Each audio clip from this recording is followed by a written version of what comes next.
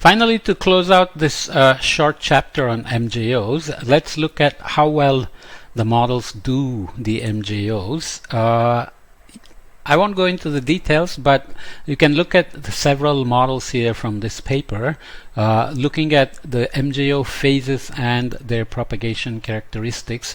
IPSL, the French model, MIROC, I think, is a Japanese model. There is a Earth system version of it and a climate version of it. There is one that includes chemistry as well, and so on. MPI is the German model, HADGEM is the UK Met Office model, and so on. GFDL is the US NOAA GFDL model, etc.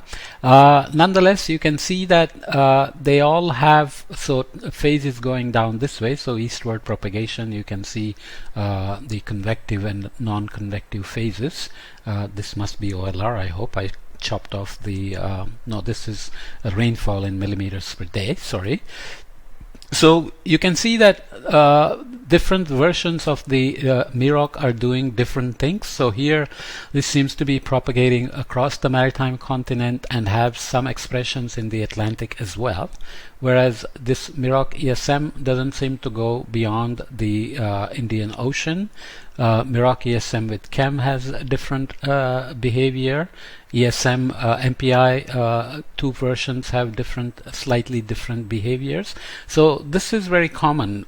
Models typically do weaker MJOs, and there is a relation between their total precipitation, convection, and so on, and MJOs, and also MJOs and mesos. Most models have, for example, a dry bias over the Indian subcontinent, which means they don't bring enough moisture, which is presumably argued to be related to this vorticity tilting that we talked about.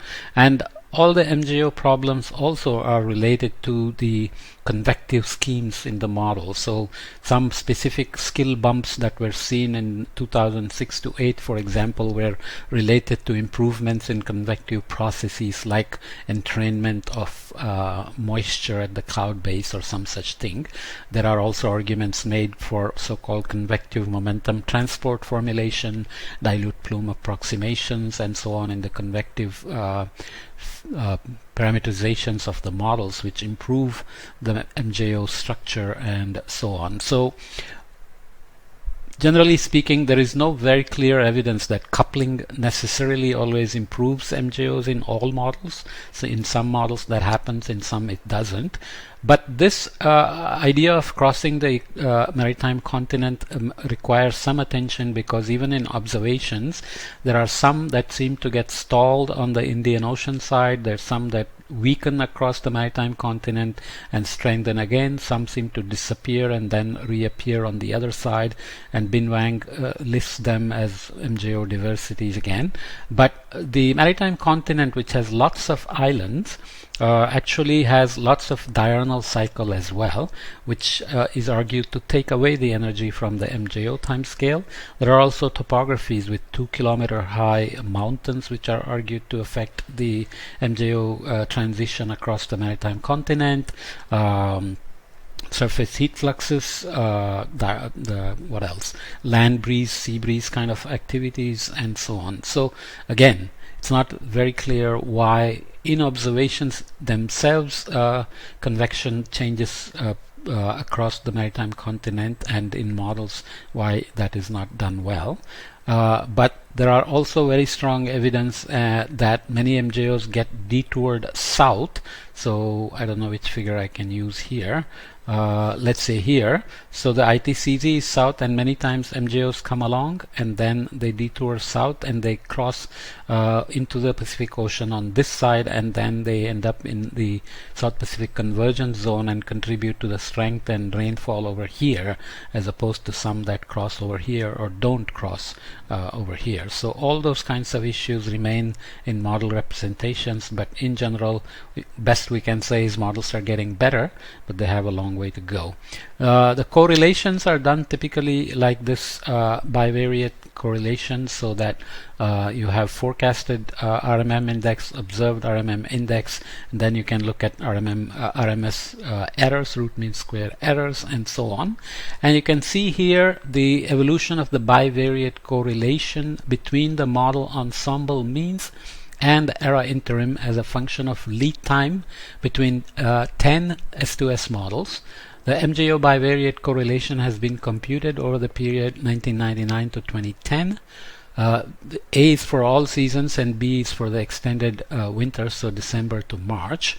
The shaded area represents 95% level confidence computed from a 10,000 bootstrap resampling procedure. So that's a way to take all this forecasts and then resample them to look for the overall skill. Nonetheless, the point is that there are many studies which have looked at skill. They have used different criteria, and they have come up with different lead times at which models have reliable or acceptable skills. Okay, so without worrying about which model is which, you can see that they can range over a large period. So in the short lead time, this one for example has lower skill from the beginning, but most of them have high skill in the beginning, and the skill begins to drop off as the lead time grows. And if you take 0.5 as a criterion for usable forecasts, let's say, many models remain, for example CNRM here, and the red line is the Bureau of Meteorology Australia, and surprisingly none of them have any systematic typology, not resolution, not better El Nino or anything like that. So you can see that the CNRM model has a high skill here for the MJO season. So in other words, there is a lot of skill in the models out to, let's say, day 20, 25, and depending on how you do it, there are skills for even longer periods. And there are evidences that skill also depends on whether the MJO is strong or weak. So you can see that weak MJO here has a lower skill in the beginning and maybe recovers some skill at the end. Is this some kind of a physics? Not clear. Strong MJOs and all MJOs have high skill in the beginning and then they drop off.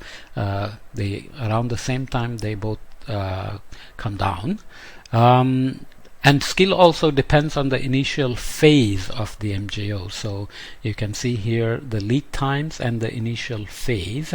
So all of them have high skill in the initial period, but as you go to longer period, some phases have higher skill here, 1, 2, 3, 4 for example, and then other phases here the skill tends to drop off quickly compared to the lead times.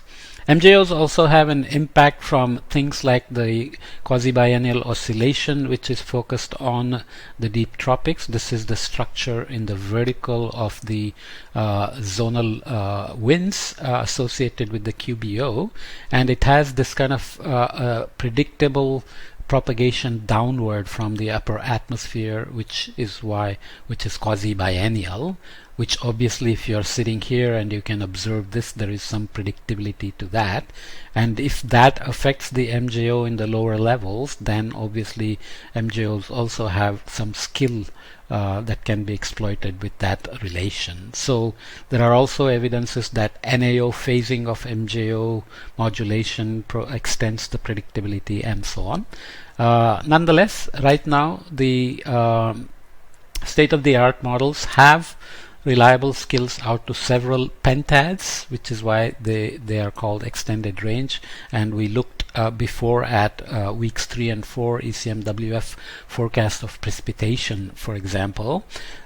So this business is now about applying these MJO forecasts to what MJO impacts are. So that we looked at Northern Hemisphere impacts, ACC, AO, AAO, wildfires, winter storms, monsoons, and so on. So if you can predict MJO and then use that to predict the impact of MJO, then obviously you have many good applications for food, energy, water, health, and agriculture, and so on and so forth. So that is the idea of the whole S2S project that is being run by the authors of this book under the World Meteorological Organization and under that the World Climate Research Program. Okay, so we'll leave MJOs here and then move on to the other aspects of S2S prediction and where the predictability comes from. Okay.